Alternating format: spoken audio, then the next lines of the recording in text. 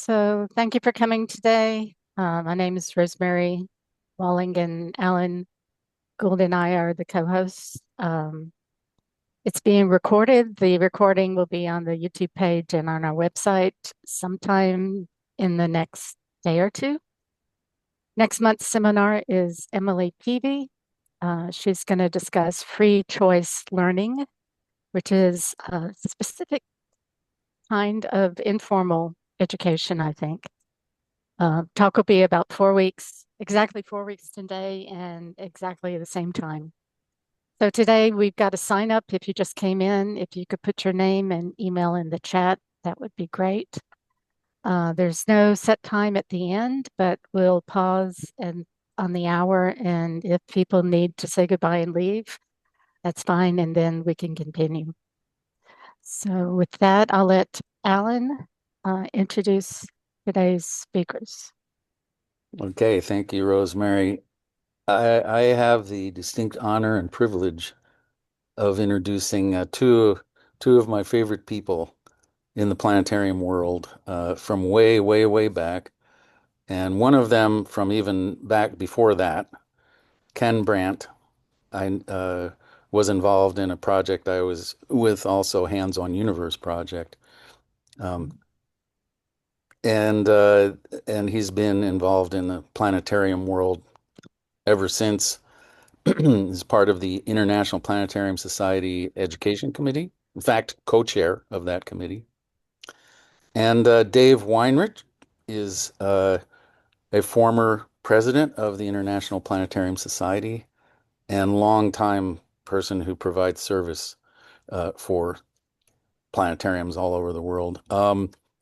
So they're going to be in this seminar talking about planetariums for peace and astronomy for peace, as I understand it. So with that, I think I hand it over to Ken. Okay, good afternoon, everyone. I'm bringing up my slides. Hopefully they will come up as soon as I hit the share button and I scroll up one screen. Oh no, I don't know. There we go. Okay, that's better. Okay, so there's our title slide. Um, Not yet. oh, not yet. Not on my. There it comes. Okay. Now we're going. Now we're good. Okay. Okay, so we're teaching peace under the dome.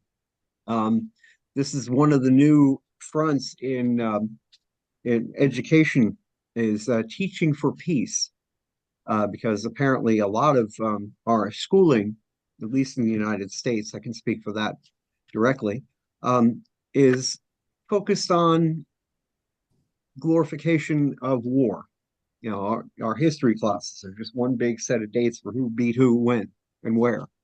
And so there's another camp out there that says maybe we should be teaching about how to get along with each other. Um, and I'm pretty sure I can speak for Dave here when I say, whoops, whoops, whoops, whoops. Sorry, got a little happy with the scroll button there. Um, that this quote by Francis of Assisi signals what I'm talking about today. Um, and that is, what do you do when you don't think you can do anything? Um, and we're both using, as it turns out, the overview effect, which is a very specific, or general term for seeing the Earth from outside of Earth, whether you're in orbit of the Earth, or as in this image, the background image for all of my slides, this Cassini image of the Earth and the Moon as taken is right underneath or to the left of the letter A in the word about. And I do have a small specimen of Crabtree Emerald. I forgot to bring it out here with me, but it's a little tiny dot, but it is a Crabtree Emerald from North Carolina.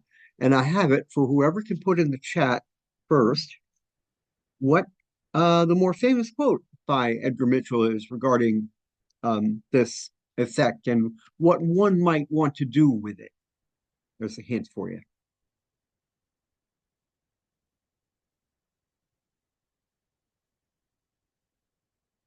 So far, I'm not seeing any takers. Hello, Marco. Good day. Um, all right. So we're going to give it about 10 more seconds for somebody to wizard type this thing in because it is kind of a long one. Um, but the essential nugget of it has to do with what one might do if one could have a politician inside one's spacecraft. The quote, I'm paraphrasing here, but the very end of it is, "Look at that, you son of a bitch." Pardon my French, but or my or English, but that was the direct quote. So I'm trying to get my slide to go forward here. Okay. So every planetarium program I do features the Earth in space in some way, shape, or form. From Cal Academy's Fragile Planet to ESA's free program from the Earth to the universe. Um, there are many, many examples. Many producers put Earth in there at least once for many different reasons. Sometimes it's the point of the story. In the case of Fragile Planet, it's kind of the point. Um, but the one example of where I don't have Earth from space is the pre-K show I do. That is before like 4-year-old show, The Sky Above Mr. Rogers' Neighborhood, which was done by the Buell Planetarium in Pittsburgh many years ago. And I still use that show because um, it's a very good general introduction to stuff in the sky.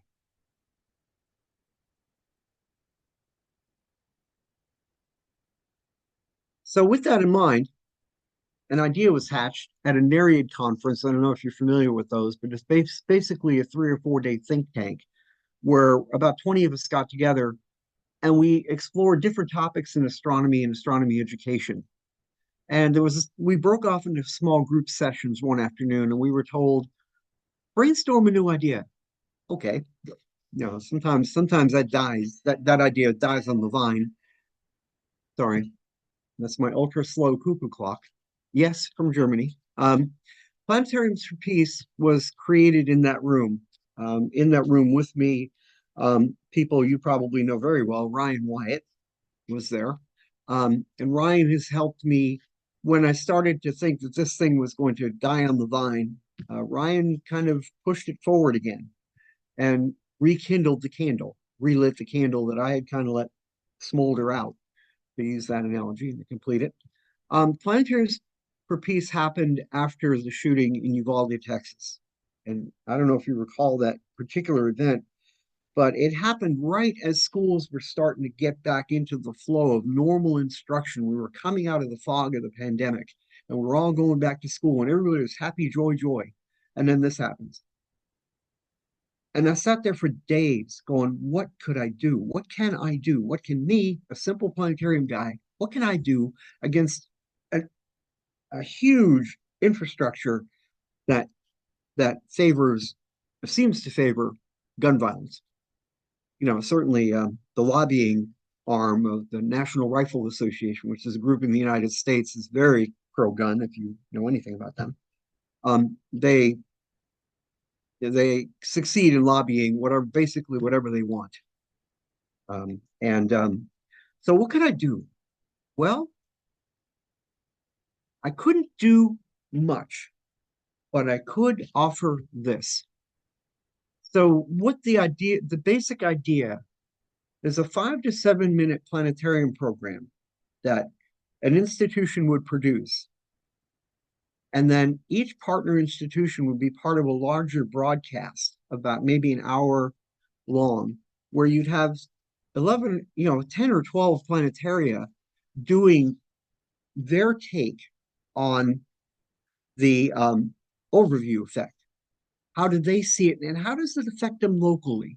You know, so everybody gets to put a little local spin on their program, but I would be amazed. I'm ready to stand amazed by what Ryan and Carter Emhart and folks like that. Carter's another person who's involved with this, by the way, at the Hayden in New York. Um, we're working to get this going, and this is a formal plea for if you want to get involved, please tell me. My email's at the end of this little bit, and so you can just email me or throw it in the chat, and Ellen will make sure I see it, and Rosemary will make sure I see it. So everybody does a 5 to 7 minute presentation, and it's simply a way for the audience to get outside of their local situation for a while. You know, it's not a cure, it's not a preventative, it's not any of that. It's just meant to give them something else to experience for a while, besides the news stream and the media cycle and the news trucks and everything else that's happening in their neighborhood. And obviously, we would do this for an institution near wherever the next mass shooting is going to be. And I hate to say it like that, but I also know reality in America, and that is the reality in America today. Now, all the proceeds, this is, I'm glad I like this particular bit. All the proceeds we generate, obviously, institutions are going to need to take their revenue, but whatever they raise over and above that for this project would be donated to a well vetted gun buyback agency near the region where the violence occurred. And we're certainly open to other ideas. If you have other ideas, other ways to make something like this work, I'm more than happy to hear them. And I don't know what else to say about this except to say I hope this is something we do this. Whoops, we do. So if you're interested in joining this particular peace movement, send an email to that email address. There's no space after the L, by the way. That is a typographical error I just caught. So ken.starsabove@gmail.com. As you know, there's no space between Gmail and com. With the subject line, Planetariums for Peace. That will let me know to read this with intensity. Because hopefully you're telling me that you want to help. Does anybody have any questions or any comments about this so far?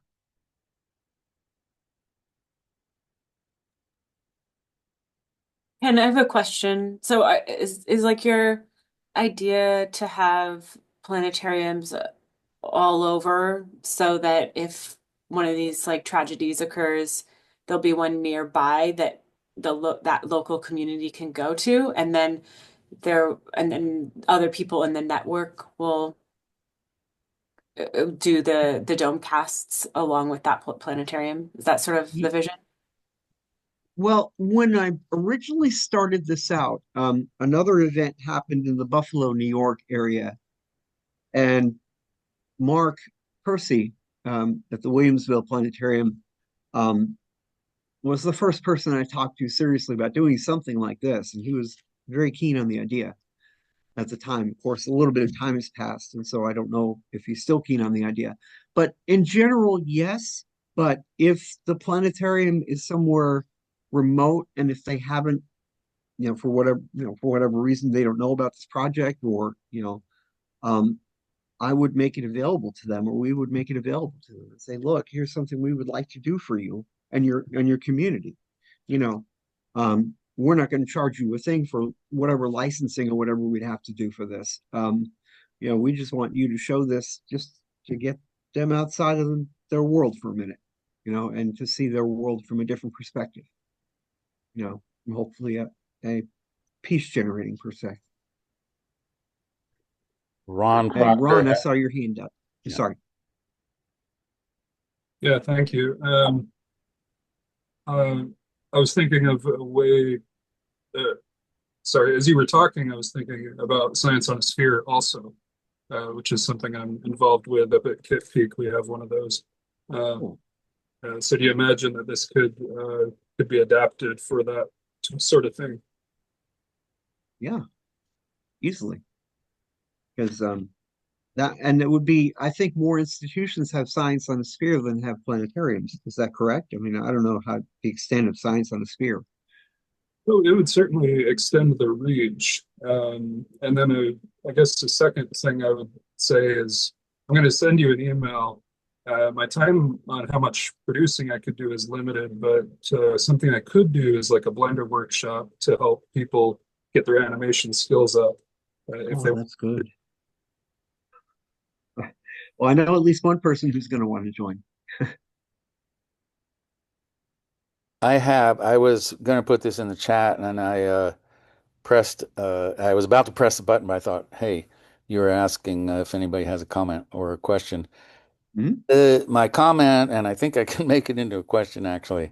There's a lot of astronauts and mission specialists who have commented that when they see the whole Earth from space and there are no borders, no boundaries showing, uh, that changes how it has an emotional effect on them and it Mhm. changes kind of how they think about things. So, making that into a question, have you used that or something like that in programs? I do it all the time. That's basically a daily thing because I'll stop when we get to one of my favorite scenes is the receding Earth in Fragile Planet. As the Earth is receding away, what else can we learn about life in the universe? As we move away from Earth, I stop there and I invite people to contemplate where the border between the United States and Mexico is, because it's a big thing right now in the United States, and you can't see it. Not even if you put a wall up there, you can't see it from space. Certainly not from Earth orbit. You might be able to see it from one of Jeff Bezos's. Let's jump up and down real quick and pretend we're in space for 10 minutes, or you can. You can't see the borders. You can't see the structures that intimate those borders unless there's like a long line at a check-in to a country or something like that at a border crossing. Other than that, they're invisible from space essentially. Um, and I always point that out to my audience because my local audience, especially, I feel like needs to see something bigger than Robeson County, North Carolina. They need to see something much more. And I think a lot of them come to the planetarium for that.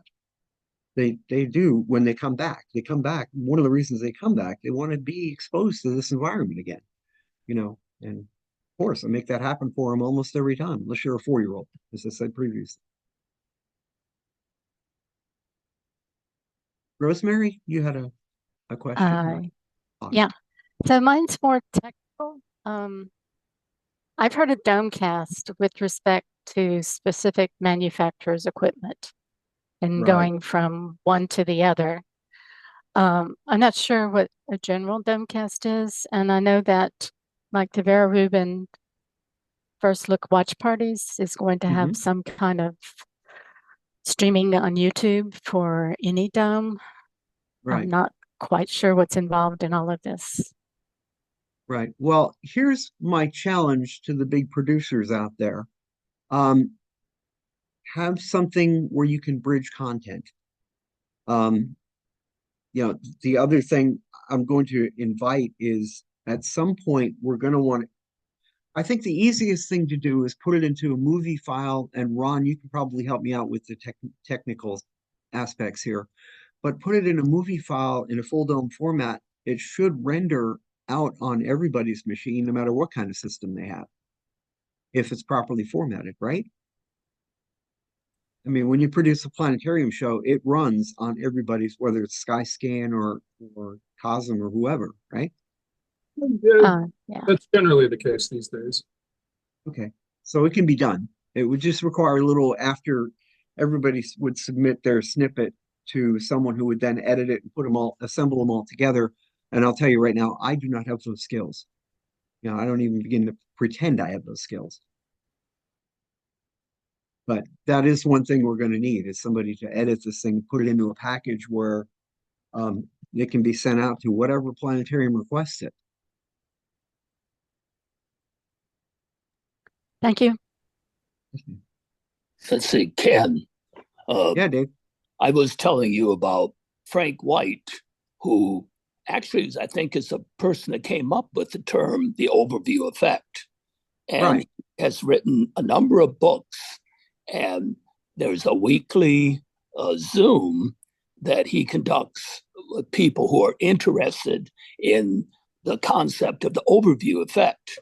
And there's Hmm. a lot of people that are interested in it. And he gets a lot of interesting programs. It's every Wednesday. What time is it? 12 o'clock, 12 noon Eastern time. So his name is Frank White, and his books are wonderful, talking about the overview effect and how it changed perspective. Almost everyone that goes into space, it changes their perspective. They can't look at the world the same way after they've been there. Right. Yes, I tried to attend his cast, but apparently you have to sign up and get vetted somehow, and then he lets you in. But still, so I'm awaiting the confirmation email, basically, from them.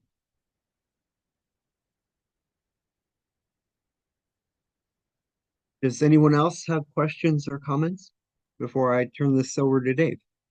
I guess I have one more, and that is how general is the distribution going to be? Is it just going to be for those specific places that you're targeting?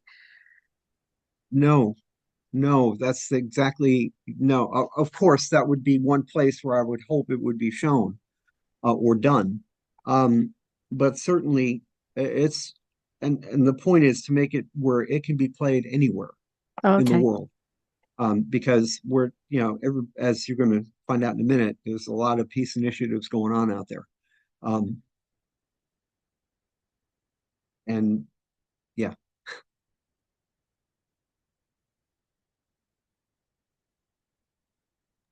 Okay. So, Dave, I guess I'm going to turn this over to you. I'm going to pull up your title slide. And there she is. You'll have to run it for me, please, Ken. I can do that. Just tell me when to advance the slides. Right. You have the PowerPoint there. Right. It's interesting how both Ken and I came up with the same kind of idea. He calls his project Planetariums for Peace. I call it Astronomy for Peace. And the first time I really heard about Ken's project was at IPS in Berlin last summer. So it's interesting how sometimes at certain times in history, certain ideas come into existence, and it's like they're destined to happen. For example, making the first airplane, the time was ripe, and eventually someone would make the first airplane that would fly. And so I think this is a concept of using the sky to bring people together, to unite people. It's a concept whose time has come, and it's something that we can do to make a difference in this world that we live in. I'm at a conference here. It's actually a conference of religious leaders, but I've already been talking to some people about the concept of using astronomy for peace and talking about how people are all the same and so forth. So if you go on to the next slide, please, Ken. Back there, we see it. Back in 1968, when the Apollo 8 astronauts went around the moon, poet, essayist Archibald MacLeish wrote in a New York Times article about the Earth. This was really kind of a poem that he wrote. And to me, it's just a wonderful expression of our small blue dot, pale blue dot, as Carl Sagan talks about it. And to see the Earth and the blackness of space, and to realize that everyone whom we've ever known, anyone who's ever lived, has lived on this pale blue dot. And as we see it, as Ken mentioned, no borders. I mean, you can see, the border here. This is Africa, of course. You can see the border between the Sahara and the Amazon, or not the Amazon, the tropical rainforests of Africa. But again, no boundaries between countries, no borders are visible. So it certainly helps us to realize that we are truly brothers and sisters on this planet. And images like this help to start and add to the environmental movement of the 1970s. Okay, next slide. You can do the next slide, Ken. There we go. Now, I've had the opportunity to travel. I lived overseas for a number of years in Liberia, in Ghana. And one of the first things I began to realize is that we are so much more alike than we are different. We all laugh, we all cry, we all want a better life for our children. Sure, we have different cultures, we have different ways perhaps of looking at things. Not necessarily that one way is correct or not, just different, but we're so much more alike than we are different. And I've seen that in places from Africa to Asia to South America. You know, we're all the same. So why do we emphasize differences instead of similarities? Why do we, and this occurs not just in the United States, but many countries, probably everywhere around the world. I remember when I lived in Liberia, one tribe of people would talk about another tribe and call them all kinds of dirty names, and I couldn't even tell them apart. They all looked the same to me in terms of the facial features and so forth. So why do we emphasize those differences? And how can we use astronomy to help bring people together? A famous quote, let's see, Mike Simmons, what was his organization called that he started? I forget. Anyway, he talks about one sky, one world, one sky. So astronomy is something to help bring people together. It's not the only thing that can bring people together. I mean, art, music are universal languages that help bring people together. But as planetarians, as people interested in astronomy, how can we use astronomy to help bring people together? Next slide.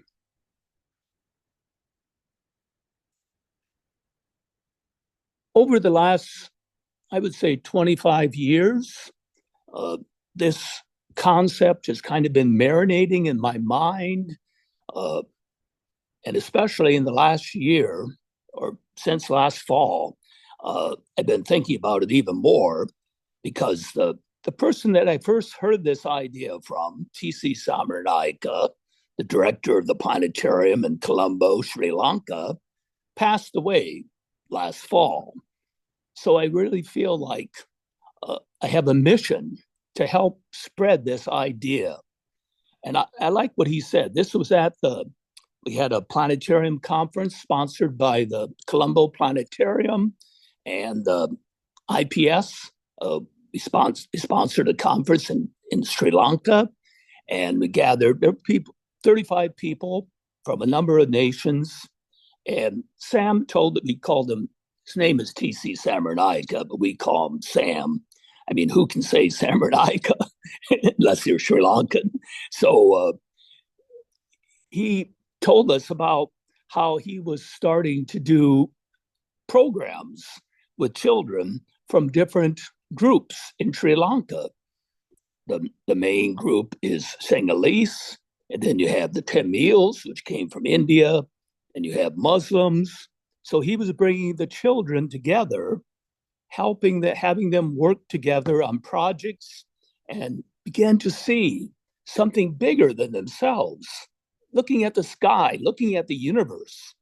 So I really like what he said to us, said to our conference there in 2001, that children would begin to understand their place in the universe and they would appreciate the precious gift to humankind.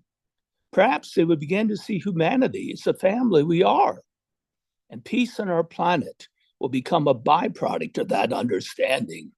In 2003, I had the opportunity to go on sabbatical. I spent 6 months in Sri Lanka, and I was with Sam quite a bit, and he was constantly talking about this.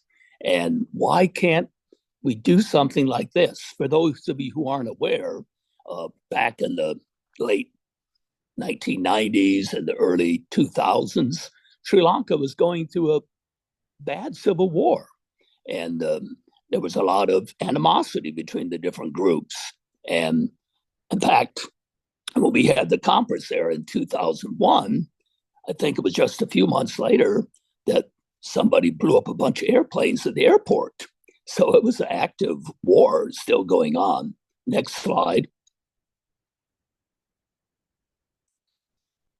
The Office of Astronomy for Development, which is part of the IAU, it's abbreviated OAD, the Office of Astronomy for Development, headquartered in South Africa and headed by Kevin Govinder. They've funded a number of astronomy projects for peace. And one of them is Columba Hypatia. Astronomy for Peace was funded in Cyprus. Now, in Cyprus, you had the Greek Cypriots and the Turkish Cypriots, and they hardly knew each other. I mean, there wasn't any boundary between them, but their communities were separated and they didn't really mix. So they got the idea, the founder, which I have a quote from her in a moment, she got the idea that why not bring children from the different communities, just like Sam did in Sri Lanka, why not bring children in the different communities together and help them to work on projects together and to begin to see the humanity of the fellow inhabitants of the island and to realize again that, hey, we have a lot in common, and to begin to make some inroads to understanding and to have a desire to have a peaceful coexistence. Next slide. So these are some of the pictures on their website there, Columba Hypatia Astronomy for Peace. And most of the activities were with the children. So they did simple activities, but very effective, had them look at the sun during the daytime, had them make different models, and they developed a curriculum that I think they made it available for other people who wanted to use it. And they reported on it in CAP, Communicating Astronomy to the Public, which is, if I remember correctly, that is published by the Office of Astronomy for Development. And just a wonderful, wonderful project. So it took place somewhere around 2017, 2018. I'm not sure if it's still going on. I suspect not, but they regarded it as a great success. Next slide. So this is from the founder, professor, astronomer, and talks about the global perspective astronomy provides us with. As Ken was mentioning, the overview effect. You know, we look at our Earth from outer space, and it's very humbling to realize that we live on this pale blue dot and to realize the immensity of the universe. And yet here we are as a human species, able to start to study the universe and to comprehend our place in it. And to bring together, I didn't put into this group of slides, but the Vatican astronomer, Guy Consamango, spoke, I heard an interview with him a few years ago, where he was speaking about going to Kenya, and he was a Peace Corps volunteer before he became a priest, and he went to Kenya and was teaching astronomy at the university there in Nairobi. And he wondered, why in the world am I teaching astronomy? There are people dying here. There are people, you know, that don't have enough food, don't have shelter.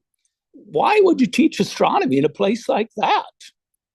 Well, then he went out into some of the local villages where other volunteers were stationed. And he'd take a portable slide projector and he would take his telescope and set it up. And he found out when he set up his telescope, the people got just as excited as they did back in Michigan, where he went to school. And then he began to understand astronomy is for everybody. And to deny people the chance to participate in the great human endeavor to understand the universe and the space race, or voyages to other planets, to deny people that is as bad as denying them food. You're denying them a intellectual curiosity and a chance to be part of something bigger than themselves.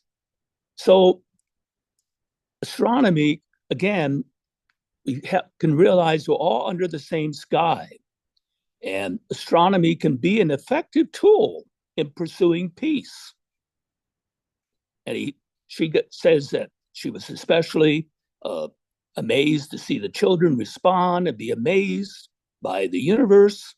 And most importantly, I believe, the blossoming of friendships between children from the two communities that really didn't talk to each other at all. And they looked at each other with suspicion. And the children began to develop relationships. They didn't care if the person was Turkish or Greek. They saw them as brothers or sisters.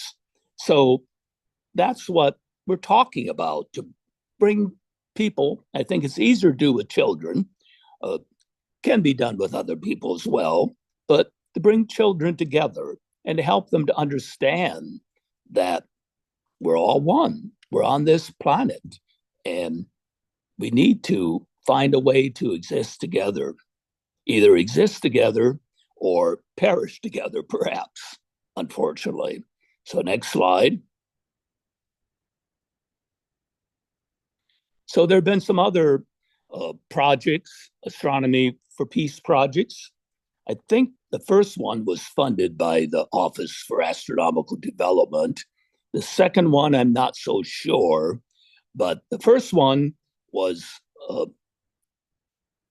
refugees, his program with refugees from Western Sahara, and some of them were living in the Canary Islands and in Spain.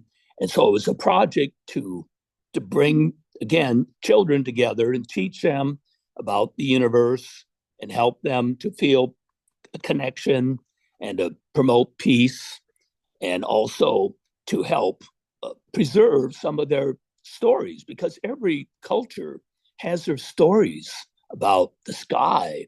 There's so many wonderful, wonderful stories. And in some countries, there's a danger that some of that traditional knowledge would disappear. So this program, they were also wanting to preserve this astronomical knowledge. And then the second one, and I don't think this one was sponsored by the Office for Astronomical Development, but it was in Colombia. And there were areas of the country, and this again was 2010, between 2010 and 2020, I think they did this, and people couldn't hardly even go into the areas because of guerrilla activity. But they started bringing astronomy into some of these areas, and again, aiming to promote reconciliation through stargazing. And these are just a few examples. Next slide.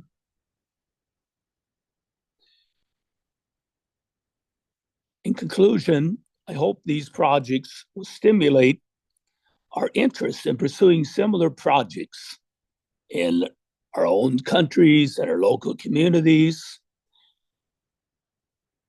We haven't decided. It's still, the ideas are kind of percolating.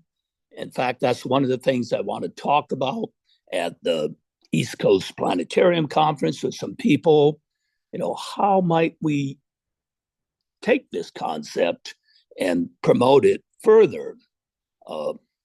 Marco, who's on the Zoom program here, is going to be talking to the IPS board in when they meet next month in Chile, talking about this. So thank you, Marco.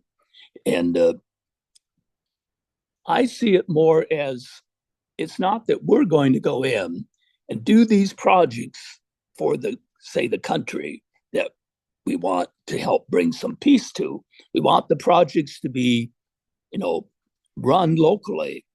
So we want to maybe give them some resources, uh, inspire them, stimulate them so they'll want to do some of these projects and they'll get a vision of how it might make a difference in their country or in their area.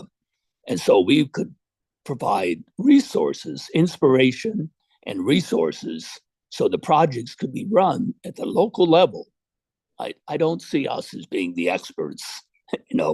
We give people resources so they can do the projects themselves. Those types of projects are much better, in my opinion. Um, I can think of various projects when I was in the Peace Corps where someone would come in and start a project, and then when the person would leave, the project would fall apart. When the person from, say, the US left, the project would fall apart. How much better to have, local people organizing, and they're in charge, and we can give assistance, we can give, if they ask for it, advice, but we let them run the projects. So I don't know where this is going to go, but I really do believe, uh, as Ken mentioned, planetariums for peace, astronomy for peace. This is an idea whose time has come. I gave a paper on it in Berlin. I gave a talk at GLIPA. I'm going to be giving a talk at the East Coast Planetarium Conference. And I really believe that astronomy can make a difference, that we can help bring about a peaceful future for the world.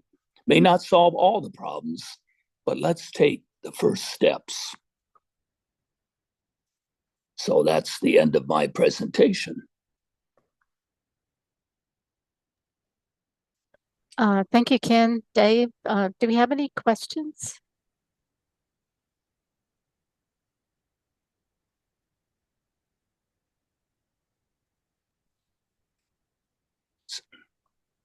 Go ahead, Marco. Yes, thank you everybody for this presentation of the projects and all the initiatives that you are showing us today. I believe this topic is about time that IPS should make a global project on astronomy for peace and provide like a formal support to the ideas. So as David was mentioning, I'm going to ask them to participate and allow us to use their communication channels for this topic. And there's several ideas of this that should be like more global. For example, if you're talking Costa Rica about astronomy for peace, maybe somebody may think they don't need it. No, yes, we do. Our society needs peace, of course. Weapons maybe not here, although they are illegal. So if we offer them to buy them back, they would happily give them because anyway they were probably stolen anyways, and buy another one with the money. So maybe for our country that's not the solution, but if there are resources that can be provided or collected by any means, it should be like to have more opportunities to spread the word to these populations that need to know about this. And from my own perspective of mobile domes, of course, mobiles have the possibility to reach them, to go to those places, poor communities. And so any resource we could get, I would point it at getting the dome there and teach them astronomy because they've never known about this. So Right. that's kind of the idea that I'm going to be working on. But really, I love this project. Thank you, Marco.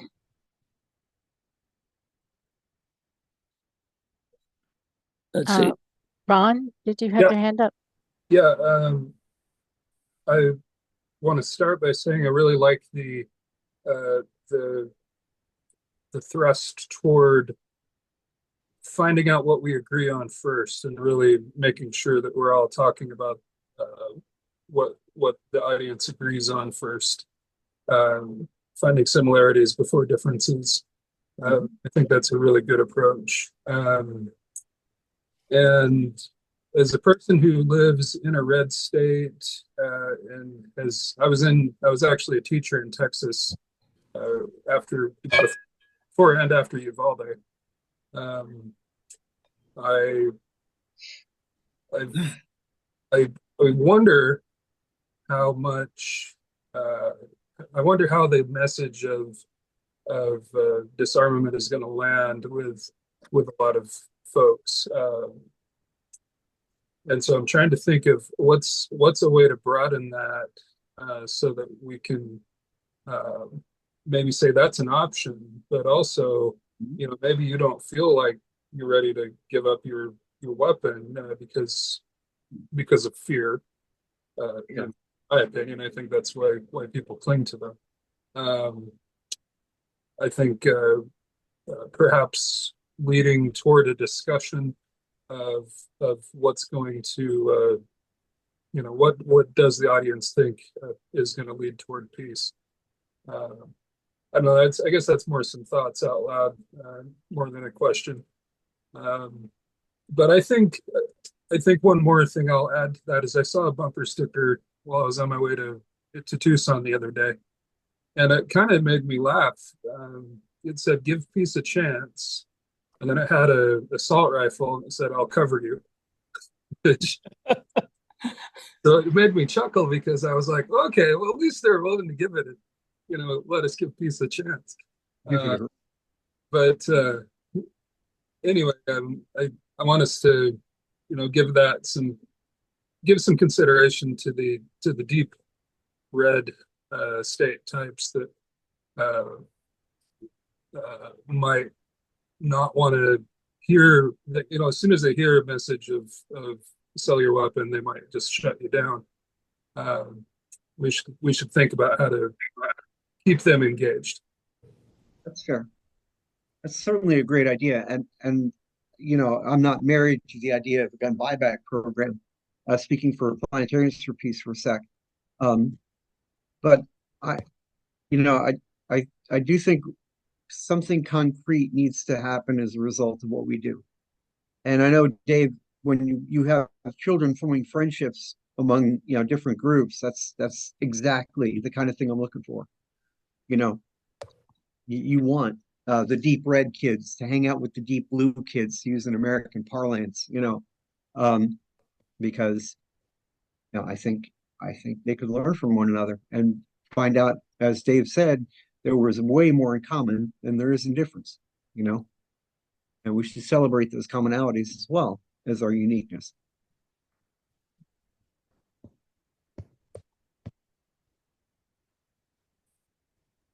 Alan? Hey, I have a lot of thoughts about this. I'll start with one. Um, it's one thought that comes to mind is I'm always thinking in terms of if you're going to do like a 7-minute program, well, I don't have experience creating recorded programs, but what would we do, as far as an activity in a planetarium? That's what we do mostly at where I've been involved in. So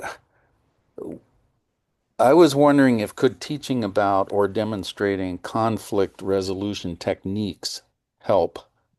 And that would be I'm thinking in terms of on a personal level, neighborhood or local community levels to learn about how to, I mean, to get at the roots of problem and sort of promote uh, a solution, conflict resolution as a concept.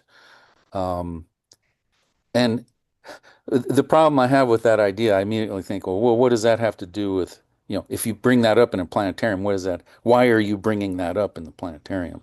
I guess this is a question that deals with, that you would have with, why are you talking about peace in a planetarium? So there's a good reason, I guess. Well, see previous image of Earth and space. You know, um, yeah, that's for me. That's all the rationale you need. Frankly, we're part of one planet. We all, no matter what we believe, no matter where we go, who we hang out with. At the end of the day, I'm breathing the same air you're breathing. You know, I'm drinking the same water you drink. Sooner or later, that molecule of water makes its way to wherever you want it to go. Um, so, there's a, and that's part, but Alan, that's a really good point because that's a good idea.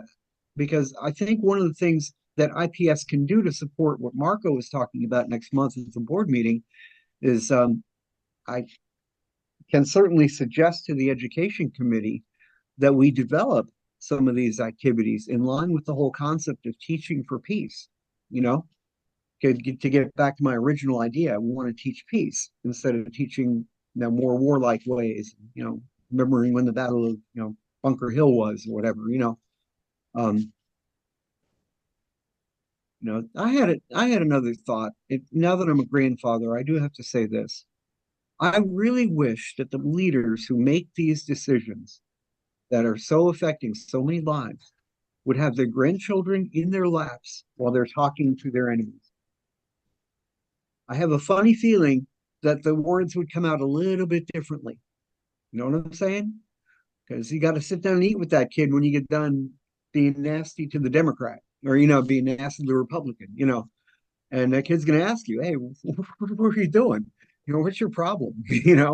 Um, and that's how we want to make this. We want to make it so people look at one another and go, what is your problem? Stop that. You know, stop acting that way. Stop thinking that way.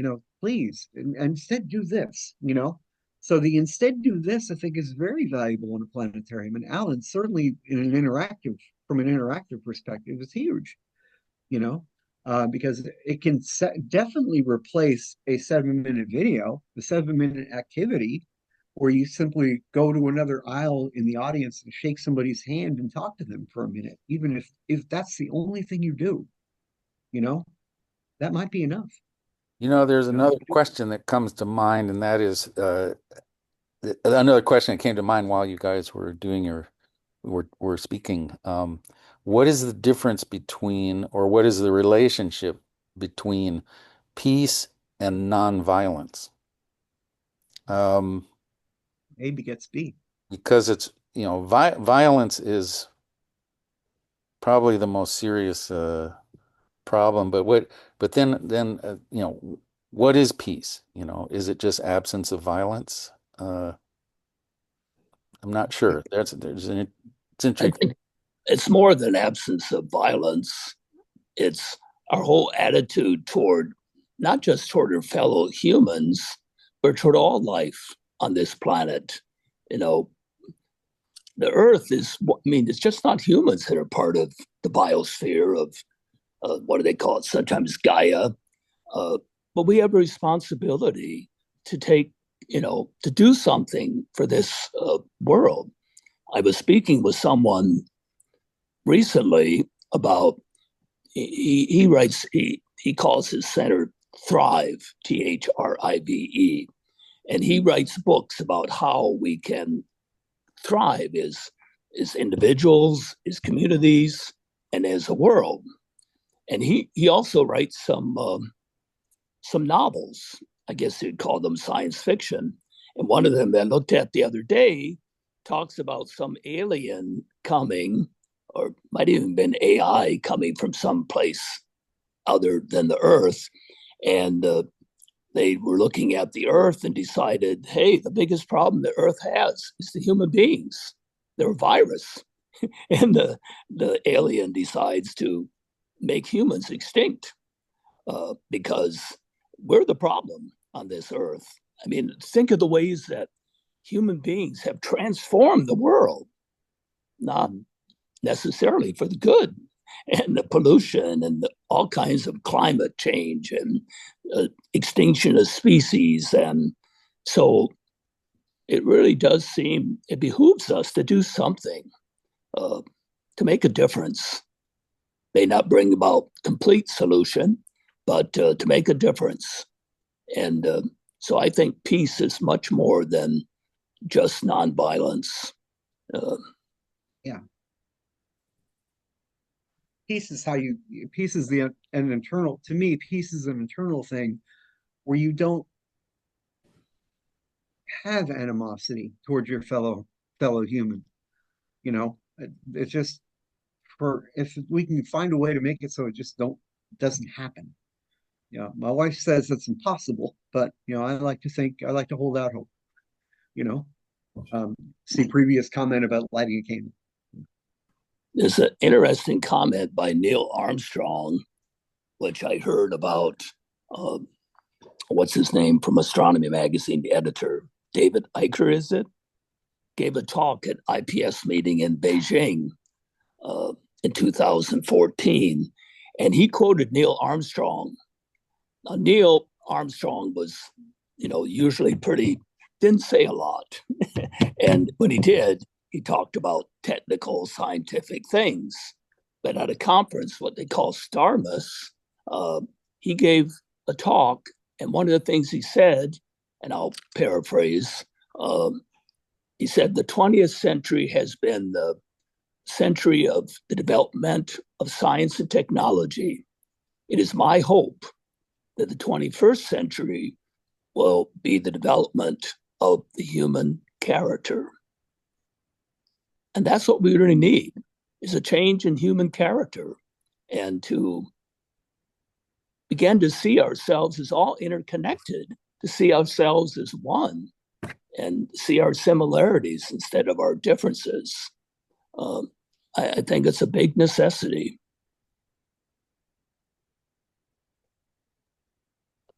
I have my third thought, and this will be my last one, I think. Is related to like a course, an Osher lifelong learning course that my wife and I were taking it was by a professor, a University of California political science professor. And then the title of the course was Global Hotspots, which you can imagine what that subject matter was. And each session had to do with a global hotspot. So I'm going to put this out as a question for everybody, but I'm going to first list the ones that were dealt with. And I don't think it's a complete list, but it's there's the global hotspots that he covered were like there was Ukraine and Russia, Israel and Gaza, Ethiopia, Sudan. There was a session on North Korea. There was Taiwan and China. This is setting aside actually the United States, which is that's a whole other thing. And then another one was Syria, but he had to modify that in his last session because the situation in Syria has changed. And all these places, situations change. So my question is, can you think of, where are the most vulnerable places that are in terms of global hotspots? Are there more than what I just listed? Certainly, there's civil wars going on in some countries that we never even hear about usually. Like, I wonder how many people ever heard about the civil war in Liberia, which killed something like, what was it, 10% of the population, sent refugees around the world. But most people never even heard about it.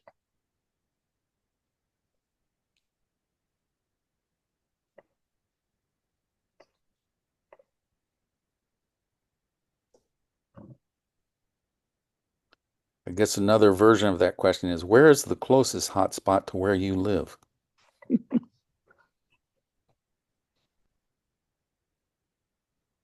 Yeah, where do I start? Geez. Let's start with the differences people put in their heads because of religion. The fact that A can't talk to B because A is a particular flavor of Christianity and B is not, or A is a Muslim and B is a Jew. At what point do we get past that? Because that creates a lot, that is the instigator for much of the conflict in the world today. It has to do with somebody being fanatical about their particular brand of faith. And I think that would be a huge, if we could find a way to make everybody coexists, like the bumper sticker says, you know, wouldn't that be nice? Wouldn't that be a wonderful world? But in my neighborhood, I don't dare bring up religion, because I know what will happen to me. I will be ridden out on a rail.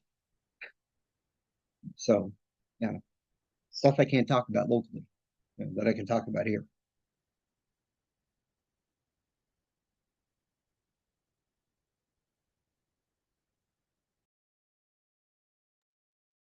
I guess I'll just say one thing, and that is, for me, the bigger topic is how to use the planetariums to get people to think of things outside of their normal daily life, sort of outside of their head, outside of, just the day-to-day living, to think of something larger, like the planet, like space.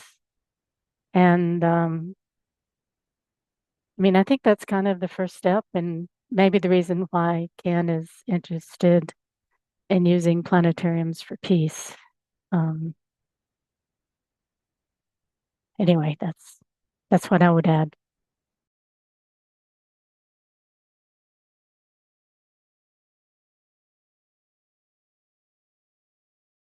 So let's see, just take another minute and see if anybody has any last minute questions.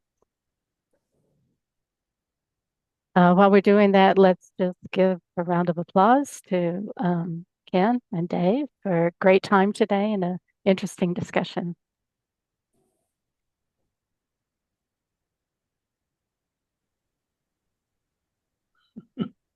Glad hands, Jeremy. Glad hands. Uh, so it's a little bit after the hour. If you need to leave, that's fine. If you want to hang on a few minutes, and we'll probably go ahead and turn off the recording.